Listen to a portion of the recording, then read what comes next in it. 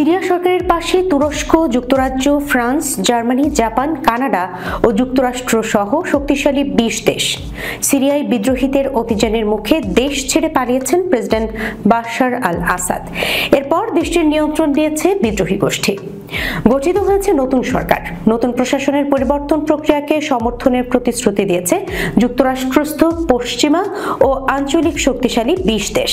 বার্তা সংস্থা রয়টার্সের এক প্রতিবেদনে এ তথ্য জানানো হয়েছে। প্রতিবেদনে বলা হয়েছে, ফ্রান্সের রাজধানী প্যারিসে বৃহস্পতিবার সিরিয়া বিষয়ক প্যারিস সম্মেলন অনুষ্ঠিত হয়েছে। এতে আরব দেশগুলোর পাশাপাশি তুরস্ক, যুক্তরাজ্য, ফ্রান্স, জার্মানি, কানাডা ও জাপান সহ প্রায় ২০ দেশের প্রতিনিধিরা অংশ নেন। তারা সিরিয়ার পরিবর্তন প্রক্রিয়ার সাফল্য নিশ্চিতে একসঙ্গে কাজ করার প্রতিশ্রুতি দেন। সম্মেলনে একটি চূড়ান্ত বিবৃতি দিয়েছে দেশগুলো।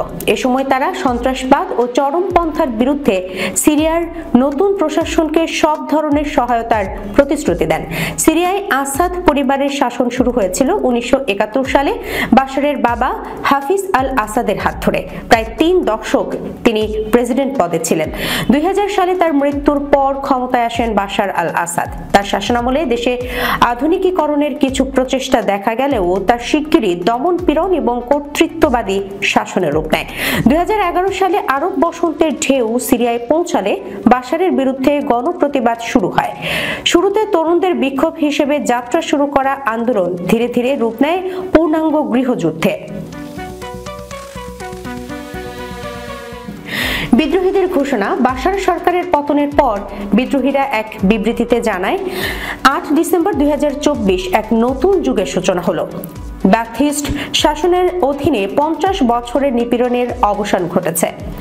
বিদ্রোহীরা প্রতিশ্রুতি দিয়েছে, নতুন শাসন ব্যবস্থা শান্তিপূর্ণ সহাবস্থানের ভিত্তিতে পরিচালিত হবে।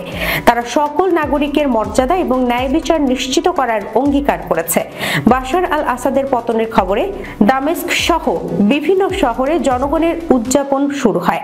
রাস্তায় রাস্তায় তারা বিজয়ের আনন্দ প্রকাশ করে। বিদ্রোহীদের বক্তব্য অনুযায়ী তারা আসাদের শাসনের অবসান ঘটিয়ে সিরিয়ায় ইতিহাসে একটি নতুন অধ্যায়ের সূচনা করেছে। দীর্ঘ ১৩ বছরের গৃহযুদ্ধ শেষে সিরিয়া এখন শান্তির নতুন স্বপ্ন দেখছে। তবে দেশটির পুনর্গঠন এবং নতুন শাসন ব্যবস্থার স্থায়িত্ব নিশ্চিত করতে জাতীয় এবং আন্তর্জাতিক পর্যায়ে প্রচেষ্টা অব্যাহত থাকবে বলেও মনে করা হচ্ছে।